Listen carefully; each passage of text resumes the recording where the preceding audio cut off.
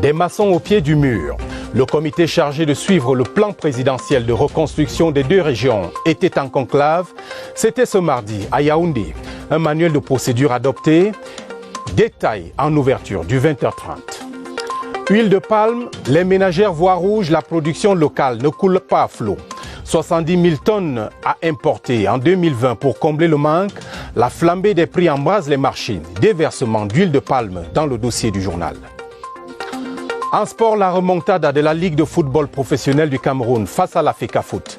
Le tribunal arbitral du sport réhabilite la LFPC. Le général Pierre Semengue cire déjà ses godasses pour reprendre les championnats après 11 mois de confinement. Voilà pour les titres. Mais avant toute chose, croisons nos efforts contre le coronavirus.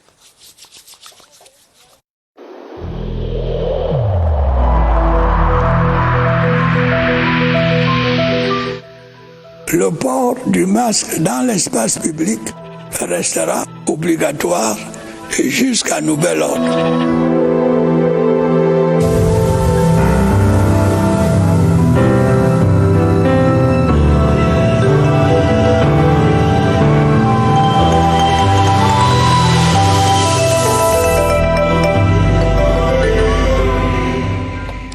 Et d'abord, cet important communiqué du gouvernement qui nous parvient à l'instant et dont je vous donne tout de suite la teneur.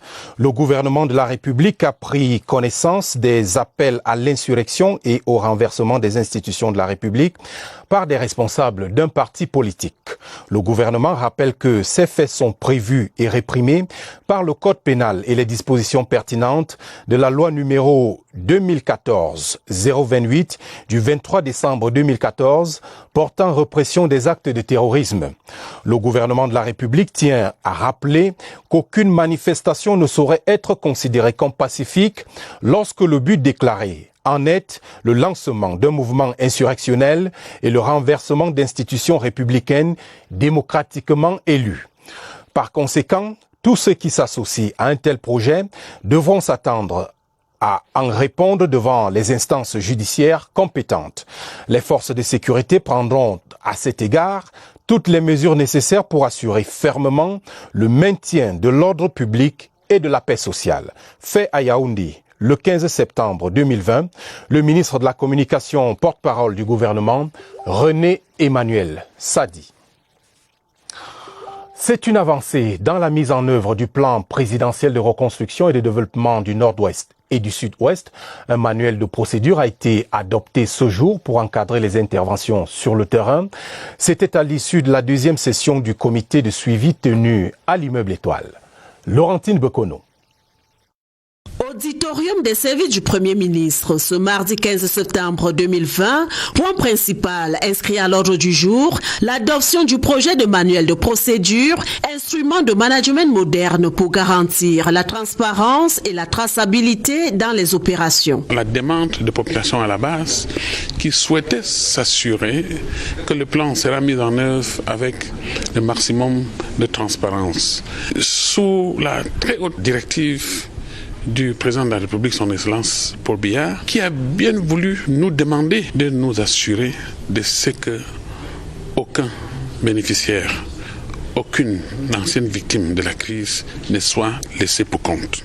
Annoncé par le président de la République dans son message historique du 10 septembre 2019, la reconstruction des zones en conflit s'est matérialisée par l'élaboration du plan présidentiel de reconstruction et de développement du Nord-Ouest et du Sud-Ouest. Il vise pour l'essentiel à apporter l'assistance humanitaire d'urgence, à relever dans la dignité le niveau de vie des populations victimes, à reconstruire la paix et à entretenir un dialogue permanent sur les questions d'intervention pour un retour définitif à la paix, condition essentielle à la reprise des activités de développement dans cette partie du pays. Poursuivons à présent l'évocation du grand dialogue national tenu l'année dernière. Coup d'œil ce soir sur l'impact des recommandations concernant la décentralisation et le développement local qui, par exemple, prévoyait la suppression de la nomination des délégués du gouvernement. Augustin Guizana. Parmi la quinzaine des recommandations de la Commission décentralisation et développement local au Grand Dialogue national, il y avait la suppression de la nomination du délégué du gouvernement auprès des communautés urbaines. Aujourd'hui, c'est chose faite. Cela a également été fait depuis les élections municipales du 9 février. Tout le monde a bien vu que dans les 14 communautés urbaines, les 14 villes du pays, les maires de ces villes ont été élus au sein des conseils de communautés urbaines. À travers des mécanismes juridiques, l'on note également aujourd'hui la réduction de l'autorité de tutelle, notamment sur les collectivités territoriales décentralisées. Question donc, dans quel cadre on observe encore des différends entre communes et mairies de ville ou encore entre maires et préfets? Ce n'est pas davantage des questions de tutelle, mais c'est davantage des questions de l'application du principe de complémentarité. Il faudrait que les uns et les autres comprennent que les compétences ont été transférées aux communes et aux régions de manière à ce que l'exercice des compétences au niveau des communes soit complémentaire à l'action régionale, que l'action régionale soit complémentaire à l'action communale et que les deux actions soient complémentaires à l'action de l'État. Entre le maire de la ville et le maire de Yaoundé 6, est-ce que le plan de développement urbain de la ville de Yaoundé avait prévu la construction de ce genre de choses? Là-dessus, le code prévoit que désormais, les plans de développement des communes doivent aussi être connus en cohérence avec les plans de développement des régions. Pour les experts, le Cameroun franchit là un nouveau pas dans la démocratie locale. La crise sanitaire, les questions sécuritaires et la mise en œuvre des recommandations du Grand Dialogue national étaient au menu de l'entretien entre le Premier ministre chef du gouvernement Joseph Dione Ngouté et le nouvel ambassadeur de la République fédérale d'Allemagne au Cameroun. C'était ce mardi à l'immeuble Étoile. Corinna Frique s'est confiée à Laurentine Bokono au sortir de cette audience. Nous la suivons. Le Premier ministre m'a expliqué la situation actuelle au Cameroun. D'abord, que le Cameroun a fait dans la lutte contre le Covid. Le Premier ministre m'a aussi expliqué la situation au Nord-Ouest. Pour nous, le grand dialogue national qu'on a suivi en Allemagne avec beaucoup d'intérêt est un signal très important. Et maintenant, c'est important de continuer, produire des résultats et améliorer la situation. Et je sais que Monsieur le Premier ministre lui-même est très engagé dans cette lutte. 1150 soldats camerounais en route pour Bangui. Il s'agit du 5e contingent de la mission multidimensionnelle intégrée des Nations Unies pour la stabilisation de la Centrafrique, MINUSCA. Le ministre délégué à la présidence chargé de la Défense, Joseph Betty Assomon, leur a remis les étendards ce jour à Motieboum. C'est dans la région de l'Est. Pierre Evimbi. Motieboum, tout un symbole dans l'histoire de la formation des dignes produits des forces de défense, est choisi pour abriter la toute première cérémonie de prise d'armes délocalisée d'un contingent camerounais pour la mission multidimensionnelle intégrée des Nations Unies pour la stabilisation en RCA. Ils sont au total 1150 éléments composés de 2 unités de police constituées, soit 280 gendarmes et un bataillon de près de 750 militaires. Le 7e contingent du genre, conduit par le colonel Zameyomba Richard, reçoit du plénipotentiaire du chef des forces armées le drapeau des étendards à faire rayonner à la République sœur de Centrafrique en proie à des crises profondes. Le ministre Joseph Betty Assomon, tout en précisant l'important dispositif et en équipement mis à leur disposition par le président de la République, n'a pas manqué de les mettre en garde. Nous vous souhaitons plein succès dans votre délicate et périlleuse mission en RCA. Soyez professionnels dans l'accomplissement des tâches, cultivez la cohésion et la fraternité d'âme dans vos rangs. Après une formation d'élite au centre de prédéploiement de Motieboum, ces hommes et femmes sont prêts à défendre la réputation pacifique du Cameroun ainsi que son savoir-faire et son savoir-être en République centrafricaine. Le président national du mouvement populaire pour le dialogue et la réconciliation, Jean-Claude Chanda-Tomé, était face à la presse ce mardi à Yaoundé. Le leader du MPDR invite au dialogue et à la réconciliation nationale dans un contexte préélectoral marqué selon lui par l'appel de certains acteurs politiques à l'insurrection. Il s'exprime dans cet extrait sélectionné par Joël Igor Abanda. Nous voulons servir de point de rencontre des différences et des oppositions, de chambre d'arbitrage des querelles, des incompréhensions et des erreurs de jugement. Nous voulons certes demeurer des porteurs et des promoteurs du dialogue et de la réconciliation, des partisans acharnés de la paix avec tous, par tous et pour tous. Voilà donc qui est clair, de l'huile rouge dans le dossier du 20h30. La production locale incapable de satisfaire les ménages et l'agro-industrie. En 2020, il faudra importer 70 000 tonnes d'huile rouge brute pour répondre à cette demande. Dans les marchés, hausse de 100 francs CFA pour chaque litre acheté. Et cela dure déjà quelques semaines. Cyril Kingembepe. Les prix pratiqués sur l'huile rouge dans les marchés de Yaoundé portent les marques d'une pénurie de la production locale. On vend le litre à 700 francs et le tanguy à 1000 francs, alors qu'avant le payait à 600 francs. C'est un litre d'huile rouge, c'est 3500 francs. On le vendait à 3000 francs. La demande des ménages et de l'agro-industrie ne peut être comblée par les seuls producteurs locaux. Le déficit annuel pourrait tourner autour de 50 000 et 100 000 tonnes. Cette année, il faudrait importer 70 000 tonnes d'huile de palme brute. Les industries de deuxième transformation vont aussi exporter, c'est-à-dire qu'ils vont faire de l'huile raffinée et le savon. Pourtant, la qualité du produit est appréciée. Notre système de transformation artisanale ne peut pas offrir une meilleure qualité d'huile. Pour avoir une bonne qualité d'huile, il faut que le régime, lorsqu'il est coupé, puisse mettre au maximum 24 heures pour entrer dans la machine de transformation. À en croire les détaillants, la saison des pluies pourrait renforcer l'impact de cette pénurie. Question à présent, comment résorber ce déficit d'huile de palme brute au Cameroun? Les experts proposent l'augmentation de la production via l'utilisation des semences de qualité. D'autres solutions coulent dans ce reportage de Lucrèce Mebenga.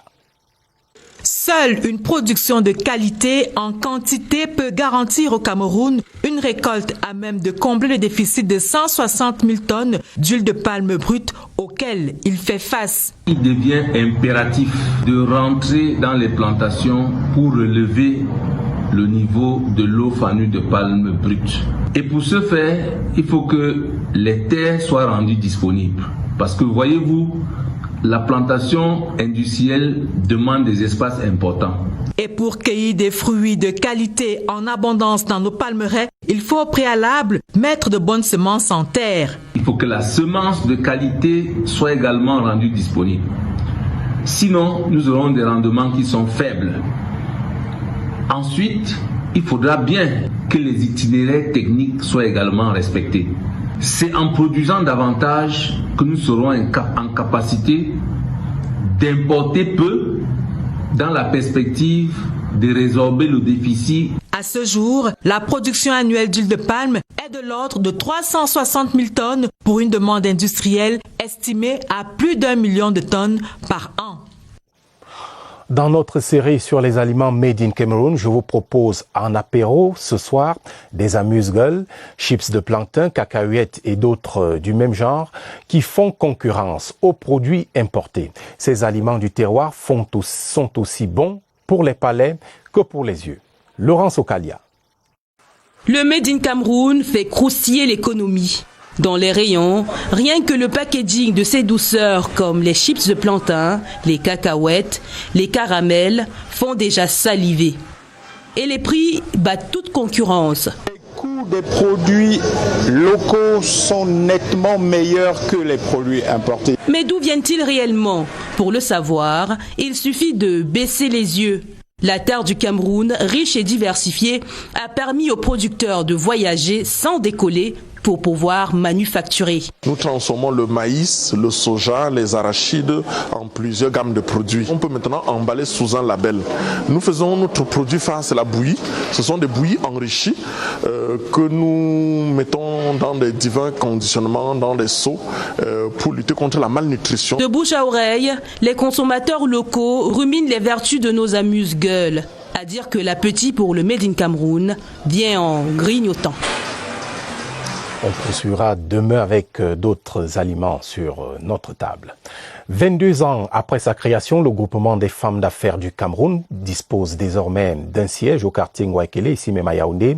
L'inauguration de l'édifice, placé sous le haut patronage de la première dame Chantal Biya, était présidée ce mardi par le ministre des Petites et Moyennes Entreprises, de l'économie sociale et de l'artisanat, Joseph Clément Onga. Un joyau architectural s'élève vers le ciel au quartier Ngoaekile à Yaoundé. L'immeuble de 3 étages est érigé en siège du GEFAC. Du grand art féminin avec, entre autres, une salle de réunion, une salle de cérémonie, des chambres et des studios standing, un atelier de confection. Plus d'1 milliard de francs CFA d'investissement, dont une subvention gouvernementale de 700 millions. Représentant la première dame camerounaise, Madame Chantal Biya, présidente d'honneur du GEFAC, Achille Baseleking III, coupe le ruban de ce symbole de l'entrepreneuriat féminin au Cameroun. Voilà 35 ans que ces femmes, au quotidien, avec opiniâtreté, se sont engagées au processus non seulement de création de richesses, mais de création d'emplois. Premier magistrat de la ville, Luc Messia Tangana salue ce bâtiment qui embellit sa cité. Le GEFAC encourage ainsi la création des richesses et des emplois pour l'autonomie des femmes. Je veux que le gouvernement, on travaille main dans la main pour construire notre beau pays. Un appui exceptionnel de 50 millions de francs est promis au budget du centre d'incubation d'entreprises. La première promotion reçoit ses attestations de fin de formation. Nous allons ouvrir nos entreprises au CFCE et la majorité va devoir le faire d'ici le mois de janvier. Un cadeau symbolique destiné au chef de l'État, un second à Madame Chantal Biya, puis la découverte de la plaque commémorative avant la visite guidée des locaux. Le Cameroun est une terre d'opportunités. C'est un drame survenu au quartier Sam de Yaoundé il y a quelques jours. Une jeune dame ayant perdu le contrôle de son véhicule s'est écrasée du haut de l'échangeur. Le problème, cet ouvrage vétuste et sans garde-fou qui accélère l'insécurité routière. À quand sa réhabilitation? L'enquête du soir est signée Franck Evina. Le danger est permanent. Au-dessus d'une chaussée bruyante, une bretelle à sens unique au trafic intense et des glissières de sécurité rasées par le vide. Un trop sur le dispositif de garde-fou qui aurait été, selon des riverains, un facteur aggravant dans la récente sortie de piste mortelle d'une jeune dame au volant de son véhicule. En début d'année, un pick-up rouge avait aussi dérapé à ce même endroit, effectuant une chute libre sur environ 6 mètres du haut de cet échangeur, mais le conducteur avait lui eu plus de chance. Face aux dangers qui planent autour de cet échangeur, les limites infrastructurelles indexées, l'incivisme routier aussi. On pouvait vraiment nous aider à mettre les garde-fous là. Ça devait éviter beaucoup d'autres prochains accidents. Je voudrais interpeller également l'ensemble des conducteurs, l'ensemble des usagers à une véritable formation en conduite automobile. En agglomération, le klaxon intervient en cas de nécessité. Ce klaxon doit être bref et modéré. Aussi, pour certains, les panneaux de limitation de vitesse, encore visibles, semblent ne servir que pour le décor. Le non-respect des limitations de vitesse est première cause de la destruction, n'est-ce pas, de ces ouvrages. À propos des solutions envisagées sur cet échangeur à problème, les administrations approchées n'ont pas voulu s'exprimer pour le moment. Des travaux de réfection s'imposent également à certains endroits de la nationale numéro 3, notamment sur le pont de la Sanaga à Idéa, de même qu'à Missolé, toujours dans la Sanaga maritime où la route est sous la menace d'un affaissement. Les travaux ont débuté heureusement ce jour, comme vous le verrez dans cette correspondance de Napoléon Bonaparte-Besson. En moins de 3 semaines déjà, 2 descentes d'une mission technique déléguée par le ministre des Travaux publics sur le site. Objet d'inquiétude reliant 2 métropoles, Yaoundé et Douala. Il y a juste les accès du pont, la chaussée d'accès qui a connu des dégradations du fait du freinage fréquent des véhicules. Et donc ce freinage a entraîné des nids de poules, la création de nids de poules, de bourrelets. Comme il y a un dos d'âne, ce qui amène les véhicules à ralentir. Et lorsque les véhicules ralentissent après une accélération, ça crée des efforts qui tendent à entraîner ces dégradations-là. La nationale numéro 3, reliant la ville de Yaoundé à celle de Douala, revendique d'énormes réflexions. D'abord sur la chaussée du pont sur la Sanaga maritime, mais également ici à Missolé, où un pont est sur le point de s'effondrer. Lorsque les fossés sont assez longs et qu'il y a des grandes pluies, que la quantité des eaux au niveau des fossés réussissent à affaiblir ce que nous appelons les exutoires, dans les différents de la route. Les travaux de réfection étaient annoncés, mais il pleut des côtes depuis le début de la matinée. Ces travaux de réfection seraient donc imminents.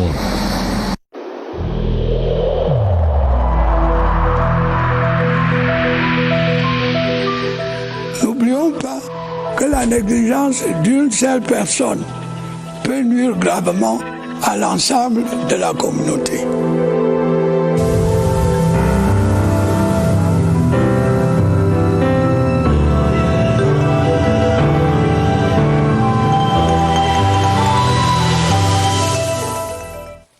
Allons à présent au centre des opérations d'urgence de santé publique. La coordination de la lutte contre le coronavirus lance un avertissement aux fumeurs ce soir qui sont davantage exposés à la pandémie. C'est le message du point de presse qui vient de s'achever en présence de notre correspondant permanent Évariste Yenga, que nous retrouvons tout de suite au centre des opérations d'urgence de santé publique ici au quartier Messa à Yaoundé.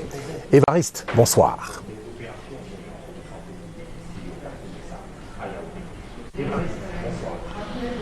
Bonsoir Romuald, 18% des Camerounais sont fumeurs actifs. Ils sont plus exposés, ils sont 2 fois plus exposés à la maladie à coronavirus Covid-19. Et la mauvaise nouvelle de ce soir, vous l'avez amorcé, c'est que la plupart des décès survenus majoritairement avaient un rapport avec les affections respiratoires. Mise en garde donc vis-à-vis des 18% des fumeurs, y compris les fumeurs passifs. Jusqu'où le tabac peut exposer au coronavirus, on le verra en plus clair tout à l'heure dans cet entretien que nous accorde le docteur Ubald Olinga Medjo. Il est pneumologue à l'hôpital Jamon de Yaoundé. Docteur, bonsoir. Bonsoir, monsieur Yenga. Et merci d'avoir accepté notre invitation. Le coronavirus Covid-19 est déjà mauvais voisin des comorbidités. On imagine que sa cohabitation avec le tabagisme n'est pas recommandée. Est-ce bien cela? Déjà, monsieur Yenga, il est très important, lorsqu'on parle de tabac, de tabagisme, d'expliquer ce à quoi expose le tabac. Nous avons 2 volets. Le premier volet étant qu'on est exposé à l'addiction, c'est-à-dire l'accoutumance lorsque nous fumons, et cela c'est l'œuvre de la nicotine.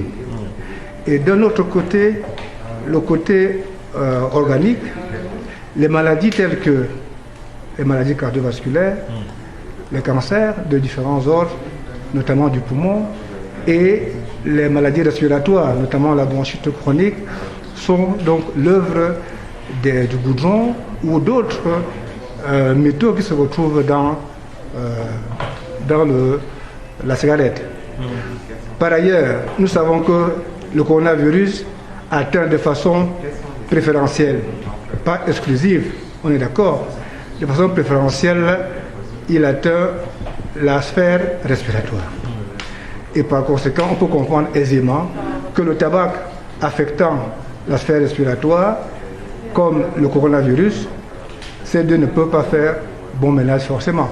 Ça c'est compris et aisément on peut s'interroger encore, on l'a lu parfois dans certains articles et davantage sur les réseaux sociaux, la nicotine et ses substituts pourraient limiter le risque de contamination au Covid-19. Finalement, ce sont que des allégations. Alors, durant cette pandémie, vous savez, il y a beaucoup de constatations qui ont été faites et beaucoup de recherches qui ont été implémentées. Certains chercheurs ont constaté que parmi leurs patients, il y aurait un pourcentage faible de patients fumeurs. Donc, ils ont implémenté un certain nombre d'études, mais pour le moment, ça, il est clair, il faut le dire, il n'y a aucune étude qui l'a démontré de façon formelle.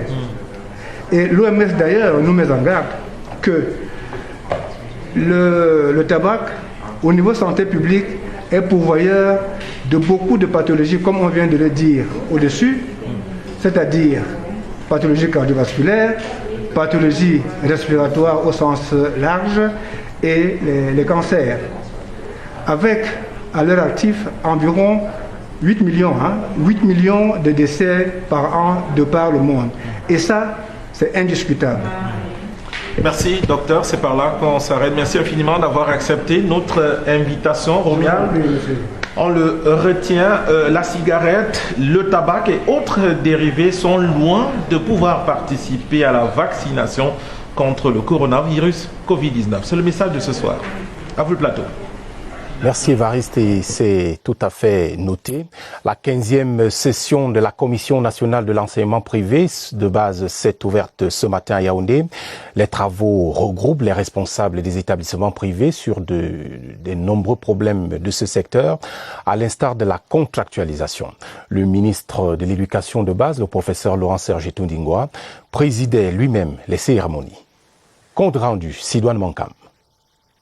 À quelques semaines de la reprise des classes, l'enseignement privé de base s'inquiète du grand nombre de difficultés. Le problème de financement de l'éducation est l'un des problèmes spécifiques. Les établissements agréés fonctionnent eux aussi en clandestinité vis-à-vis, par exemple, de la sécurité sociale. Ce bref aperçu de la situation donne la mesure de l'urgence d'une refondation de ce secteur de l'éducation. Les questions de subvention et de contractualisation au centre de cette 15e session de la Commission nationale de l'enseignement privé de base sont là quelques leviers à actionner pour impulser une nouvelle dynamique.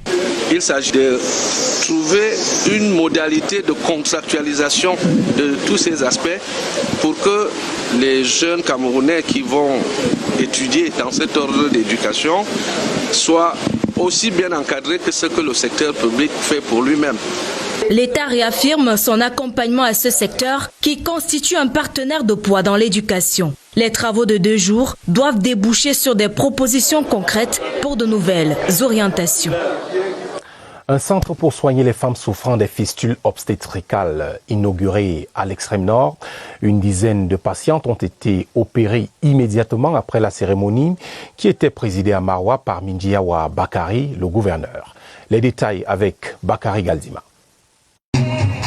Plus question pour les femmes de l'extrême nord souffrant des fistules obstétricales d'attendre les campagnes de réparation pour se faire débarrasser de ces pathologies. Le centre de prise en charge de routine de l'hôpital régional de Maroua est déjà fonctionnel. Ce centre viendra combler un grand vide. Nous avons ici pratiquement dans toutes les familles des femmes qui ont ces problèmes. Au cours du lancement des activités de ce centre, une dizaine de femmes âgées de 22 à 50 ans venues des diverses localités de l'extrême nord ont gratuitement été opérées. Chacune d'elles caresse l'espoir de retrouver très bientôt la vie normale au sein de la communauté. Je n'arrive pas à uriner, maintenant c'est bien. Je suis contente. Pour le directeur de l'hôpital régional de Maroua, ce centre qui était un rêve est aujourd'hui une réalité. La chirurgie de la fistule obstétricale étant très délicate, cette phase de lancement a bénéficié de l'appui technique du professeur Thébe-Marie Pierre, un des pionniers de la lutte contre les fistules dans la région de l'extrême nord dans les années 2005-2007. En sport, ce coup de sifflet en faveur de la Ligue de football professionnel du Cameroun dans le conflit qui l'oppose à la Fédération camerounaise de football. Le tribunal arbitral du sport rétablit la Ligue après 11 mois d'inactivité. L'affaire, le verdict et ses suites, Joseph Guetta-Mandeng. Lancer une nouvelle saison sportive, c'est la préoccupation immédiate de la Ligue de football professionnel du Cameroun. Réagissant à la décision du TAS, le président de la LFPC sollicite la convocation de la tutelle du sport au Cameroun pour une tripartite qui devrait mettre tout le monde d'accord. Nous interpellons le ministre des Sports de nous réunir pour qu'on essaie de voir qu'est-ce qu'il faut faire. D'autant plus que nous sommes pressés par les événements. Il y a Corona que nous avons. Est-ce que nous pouvons jouer pour que le ministère de la Santé se prononce? Pour la Ligue, il est urgent de faire démarrer les championnats professionnels dans les brefs délais. Il faudrait que tous les clubs soient impliqués. Les instances de la Ligue, la plus petite instance de la Ligue, c'est le bureau. Le bureau devrait pouvoir se réunir le plus rapidement possible pour lister les problèmes résolus. À travers un communiqué publié le 14 septembre 2020, jour du verdict du TAS, la FECAFOOT dit prendre acte de ce dénouement et compte soumettre ses conclusions à ses organes internes le 24 au 25 septembre prochain. Un rappel, la Ligue de football professionnel du Cameroun, l'un des démembrements de la FECAFOOT, a été suspendue le 3 septembre 2019. Elle vient d'être rétablie après la sentence du tribunal arbitral du sport ce 14 septembre 2020. Avant de conclure, je signale cette abondante correspondance du président de la République du Cameroun. Il s'agit d'une série de télégrammes officiels adressés à un certain nombre de ses homologues, notamment du Guatemala, du Honduras, mais également du Nicaragua, du Salvador et du Costa Rica. C'est à l'occasion de la célébration ce 15 septembre de la fête nationale de chacun de ces pays. Telle est l'actualité ce mardi. Merci de votre fidélité au 20h30. Je vous souhaite une agréable soirée sur votre antenne, la CRTV. La télévision, c'est ici. Bonsoir.